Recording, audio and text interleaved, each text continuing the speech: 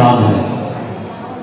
अभी जो विचारधारा संघ की इस देश में आई है, पिछले 2 साल में पूरे देश भर और देश के बाहर भी कई देशों में इस विचारधारा पर लोग जुड़ रहे हैं, इस विचारधारा के साथ जुड़ रहे हैं और जुड़कर एक समूह बन रहा है। संघ का मतलब है कुछ लोगों का समूह। तो समण संघ, संघ का मतलब तो समूह हो गया, और ये समण शब्द के अच्छी व्याख्या अभी हमारे शंकरलाल गौर सर ने की बहुत सुंदर तरीके से, और सरल भाषा में ये है कि समान यानी कि समता में रहने वाले। हम जो बुद्ध और बुद्ध से पहले हम सभी समता में रहते थे, समता में रमण करते थे, वही समण है। और जो समता के विपरीत है यानी उलट है, वो वमन है। तो इसको बहुत अच्छी तरह से अभी शंकरलाल गौर सर ने बताया था। तो संघ के रूप में कार्य कैसे किया जा रहा है और संघ के रूप में हम अपने अधिकारों को कैसे बचा सकते हैं, उस विषय में मैं थोड़ी सी बात रखूंगा। जैसा कि अभी बताया जा चुका है कि बहुत सारे संगठन, बताया ये जाता है कि 29 लाख संगठन पूरे भारत देश में रजिस्टर्ड हैं, जो बाबा साहब के नाम पर, भगवान बुद्ध के नाम पर, बहुजनों के नाम पर, दलितों के नाम पर जो रजिस्टर्ड है। ये रजिस्टर्ड संगठनों की संख्या है जो 29 लाख है। और ये 29 लाख संगठन हो जाना कोई ना कोई कार्य कर रहे हैं, और वो कार्य वही कर रहे हैं कि किसी भी तरह से हमारे अधिकार बच जाए। तो यहां जितने भी लोग बैठे हैं, सभी बुद्धिजीवी भी बैठे हैं, एक विचार करके देखिए, मन में विचार करिए कि हम जो समस्या हमारी है उस समस्या पर चर्चा कराते रहे, संविधान को रखते रहे। यदि यही काम करते रहे तो क्या हमारे अधिकार बच पाएंगे? फिर एक और कल्पना कीजिए, जितने भी पूरे देश भर में SC, ST, OBC जिनको हम 85% बोलते हैं, यदि कोई तरीका ऐसा मिल जाए कि ये सारे 85% एक साथ इकट्ठा हो जाए, तो क्या हमारे अधिकार बच सकते हैं? ये कल्पना करके देखिए। तो एक जवाब आता है कि ये दूसरा तरीका ज्यादा अच्छा है, कि यदि हम इकट्ठा हो जाएं, एक साथ आ जाएं, एक विचारधारा के साथ काम करने लगे, एक आवाज के साथ हम खड़े हो जाएं, एक आवाज पर ही जहां कहीं पहुंचना है वहां पहुंच जाएं, तो आपका कोई भी अधिकार कोई आपसे छीन नहीं पाएगा। उसका बहुत अच्छा उदाहरण 2 अप्रैल का। 2 अप्रैल को से पहले क्या हुआ कि हमारा एक अधिकार संविधान के से हमारे अधिकार वाला पन्ना फाड़ कर फेंक दिया। उस समय ना कोई नेता ने अगुवाई की, ना किसी संगठन ने अगुवाई की, हम सब अपने आप ही इकट्ठा हुए और सड़कों पर आए। सिर्फ आधे दिन के लिए सड़कों पर आए, और उस सड़कों पर आने का यह नतीजा हुआ कि हमारा वो जो पन्ना फाड़ दिया था वो दोबारा से लगे। ये उदाहरण है। दूसरा उदाहरण वो भी हमारे अभी सामने ही मिल रहा है। किसानों के बहुत सारे संगठन दिल्ली में धरना देते रहे। जब तक वो अपने अपने संगठन के रूप में कार्य करते रहे, तब तक सरकार ने उनकी बात नहीं मानी थी। जैसे ही उन संगठनों ने मिलकर एक संघ बनाया, संघ का रूप बना, तुरंत ही सरकार को झुकना पड़ा। तो इसी प्रकार से यदि हम सारे समूह एक साथ इकट्ठा हो जाते हैं, एक साथ जुड़ जाते हैं, तो हमारे सारे अधिकार जाएंगे ही नहीं। ना हमें कुछ करने की जरूरत पड़ेगी, हमें कुछ भी करने की जरूरत नहीं पड़ेगी।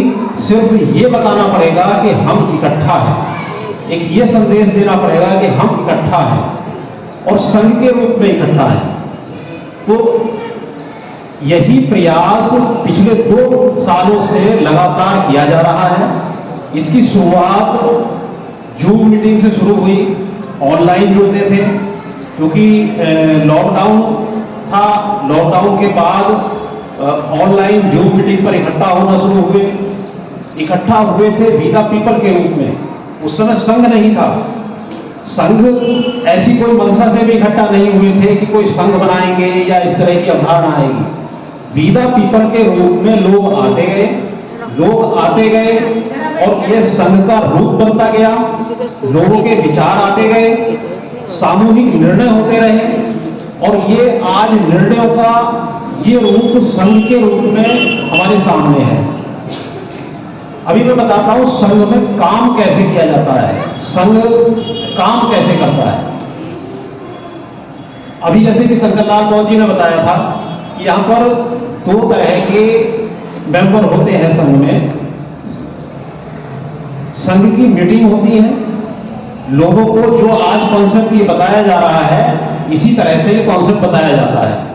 तो जो लोग ये डिक्लेयर करते हैं, स्वयं घोषणा करते हैं कि संघ की अवधारणा बहुत अच्छी है और मैं इसमें सक्रिय रूप से कार्य करना चाहता हूं, तो उन लोगों को स्पोक बना दिया जाता है। एक नाम रखा गया है, लोगों ने ही रखा है कि स्पोक का नाम दिया जाता है। वो स्पोक सारे एक मीटिंग करते हैं जिसको हाउस बोलते हैं।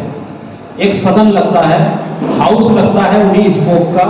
और आज की तारीख में लगभग 4000 स्पोक हैं पूरे देश भर में। तो एक हाउस लगता है, उस हाउस की जो कार्यवाही है वो बिल्कुल संसद की तरह चलती है।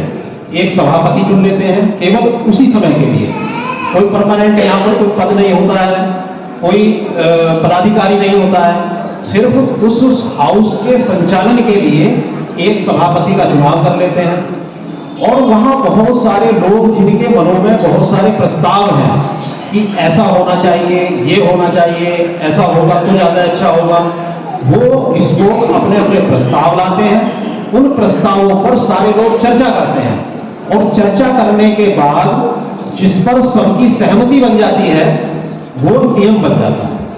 उसी तरह से समण संघ के 10 गोल्डन नियम बने, इसी तरह से चर्चा करके। वो नियम क्या क्या बने अभी शॉर्ट में बता दिए हैं, एक बार मैं बता देता हूं। पहला नियम बना जो गोल्डन नियम है, केवल समण, कि जिस समण संघ में केवल समण ही आएंगे, क्योंकि इसमें बहुत सारी बातें हुई, बहुत सारी चर्चाएं हुई कि दूसरा क्यों नहीं आ सकता, कोई आ गया, ब्राह्मण आ गया तो क्या होगा। तो इस पर बहुत सारी बहस, बहुत सारी चर्चाएं होने के बाद ये गोल्डन नियम बन गया कि समण संघ में केवल समण ही आएंगे, गौण की एंट्री नहीं। दूसरा नियम बना, अभी जैसे कि विस्तार से बताया कि संगठनों ने चंदे का बहुत बड़ा, हमारे यहाँ चंदे का धंधा बहुत सारे संगठनों ने किया। कुछ संगठनों ने वास्तविक काम किया लेकिन उसमें विकृति बहुत ज्यादा आई क्योंकि पैसे के रूप में बहुत ज्यादा आई। तो समण संघ ने ये माना कि हम चंदा कभी भी नहीं लेंगे और ना ही चंदे की आवश्यकता, अपना खर्चा खुद करना है। अभी मैं अमरोहा से आया हूं, अपने किराए से आया हूं, अपना यहां पर खाना, रात को रुके तो वहां अपने खर्चे से, तो ये कहीं भी कोई भी चंदे की आवश्यकता ही नहीं। तो इसलिए समण संघ में कभी भी चंदा नहीं लिया जाएगा। मीटिंग में आते हैं तो अपने खर्चे से आते हैं। अभी 12 फरवरी को दिल्ली में अंतर्राष्ट्रीय समिति लग रही है जिसमें आप सभी को आमंत्रण है। तो वहां पर भी प्रति व्यक्ति 310 रुपए अपने खर्चे के देने हैं, क्योंकि वहां पर अपना खाना लाना संभव नहीं है, क्योंकि छोटी संख्या में से यहां पर सभी अपना अपना खाना लेकर आए हैं। तो वहां क्योंकि अंतर्राष्ट्रीय समिति है, विदेश से भी लोग आ रहे हैं, पूरे देश भर से आ रहे हैं, तो इसलिए सबका अपना अपना खाना लाना संभव नहीं है। तो इसलिए सबका खाना वहीं बनवाया जा रहा है और सब अपने अपने खाने के पैसे देंगे। जो ताल कटोरा स्टेडियम बुक हुआ है उसका जो किराया, वहां बैठने की व्यवस्था, माइक का, कुल मिलाकर सारा खर्चा 310 रुपए उसी हाउस ने तय किया है कि 310 रुपए प्रति व्यक्ति रख दिया जाए। अगर ज्यादा पड़ता है तो उनको वापस कर दिया जाएगा जो बचा पैसा होगा, अगर कम पड़ता है तो जो हमारे स्पोक होते हैं सिर्फ वही अपने आपस में उस खर्चे को वहन करते हैं जो एक्स्ट्रा होता है। आम लोगों से, आम पब्लिक से कोई पैसा नहीं लिया जाता है। तो इस तरह से समण संघ में चंदा कभी भी नहीं लिया जाता। तीसरा जो गोल्डन नियम है वो है जाति अभ्यास कभी नहीं। समण संघ में जाति अभ्यास कभी भी नहीं होगा। देखा ये गया है जिस तरह से 29 लाख संगठनों के रूप में काम हुआ, उसी तरह से 6,743 जातियों में बंटकर भी काम हुआ। और जातियों के नाम पर इतना भेद हमारे बीच हुआ। जो एससी जातियां हैं उसमें भी ऊंच और नीच पैदा हो गई या कर दी गई। तो इसलिए ये व्यवस्था बनाई गई कि समण संघ में जाति अभ्यास बिल्कुल नहीं होगा। हम केवल समण हैं, समता में रहने वाले। बाबा साहब ने जो व्यवस्था दी थी, जो 3 श्रेणियां बनाई थी, एससी, एसटी, ओबीसी, सिर्फ वो संवैधानिक रूप से रहेंगी, सामाजिक रूप से हम केवल समण रहेंगे। चौथा नियम पद केवल संघवाद। समण संघ में केवल संघवाद रहेगा, व्यक्तिवाद नहीं रहेगा। व्यक्तिवाद हमेशा हानिकारक होता है। व्यक्तिवाद, एक व्यक्ति, जिस तरह से संगठनों में होता है व्यक्तिवाद चलता है, एक ही व्यक्ति की नीति चलती है, तो वो समाप्त कर दी गई है। केवल संघवाद चलेगा, संघवाद रहेगा। संघ यानी कि सामूहिक जो भी निर्णय होंगे उनका पालन संघ में किया जाएगा। 5वां नियम है पद, प्रतिष्ठा, मंच, माला कभी नहीं। समण संघ में कोई पद, कोई और उस पद की प्रतिष्ठा, मंच या माला डालकर किसी का सम्मान करना या उसको अलग से कोई वीआईपी ट्रीटमेंट देना, इन सब पर प्रतिबंध लगा दिया है। समण संघ में ये सब कुछ नहीं होगा। कोई ना मंच पर बैठेगा। अभी यहां जो आपके मैं बैठा हूं जिस तरह से, ये मंच नहीं है। इसका भी समण संघ ने ही एक नियम बनाया था, ये संघ आसन के रूप में। क्योंकि बुद्ध के समय में भी जब कोई भिक्षु या कोई अपनी बात कहते थे तो वो एक आसन लगता था और उसको संघ आसन कहते थे, संघ का आसन, जिसको बाद में बिगाड़ कर सिंहासन कर दिया। सिंहासन शब्द भी ये संघ आसन से ही आया है, वो संघ आसन होता था। तो संघ आसन है ये इस पर बैठकर जो भी बोलने वाला है अपनी बात कहता है वो यहाँ बैठकर कहता है। और इसके साथ साथ ही एक और ये भी नियम है कि यदि जो बोलने वाला है उसकी पत्नी या बच्चे अगर साथ संगीति में हैं तो वो भी साथ में बैठेंगे, ये भी साथ में नियम है। तो समण संघ में पद, प्रतिष्ठा, मंच और माला का को बिल्कुल प्रतिबंधित किया गया है। छठा जो गोल्डन नियम है वो है पंजीकरण कभी नहीं। समण संघ का कभी भी पंजीकरण नहीं होगा। पंजीकरण सिर्फ उन्हीं वस्तुओं का होता है जिनका कोई स्वामित्व होता है, उन्हीं चीजों का। चाहे कोई संगठन है, कोई जमीन है, कोई मकान है, कोई गाड़ी है, इन सब का रजिस्ट्रेशन होता है क्योंकि उसका कोई ना कोई मालिक होता है। 7वां जो गोल्डन नियम है वो है संघादि शेष सबसे ऊपर। यानी कि संघ का जो आदेश आएगा, अभी जैसा मैंने बताया जो हाउस लगता है, उस हाउस से जो भी नियम पास होकर आता है वो सारे समण समाज के लिए मान्य होगा और सर्वोपरि होगा। 8वां नियम है संघ राजनीति में कभी नहीं जाएगा। समण संघ स्वयं कभी भी राजनीति में नहीं जाएगा। बहुत सारे लोगों की ये शंकाएं रहती थी कि चलिए आज तो यहां इकट्ठा हो रहे हैं और कल को जो है आप राजनीति में चले जाओगे तो हम तो कहीं के नहीं रहेंगे। तो इस चीज को भी संघ ने बिल्कुल लॉक कर दिया है कि संघ कभी भी राजनीति में नहीं जाएगा। हाँ, संघ का कोई भी व्यक्ति यदि राजनीति में जाना चाहे तो बिल्कुल जा सकता है। संघ को बताकर जाए तो संघ से इजाजत लेकर जाए तो वो बिल्कुल जा सकता है, राजनीति करे, लेकिन समण संघ के नाम से राजनीति नहीं करेगा। समण संघ का जो लोगो है, बी का लोगो है, इसका इस्तेमाल नहीं करेगा। यानी कि समण संघ कभी राजनीति में नहीं जाएगा। 9वां नियम है संघ घातक की वापसी कभी संघ में नहीं होगी।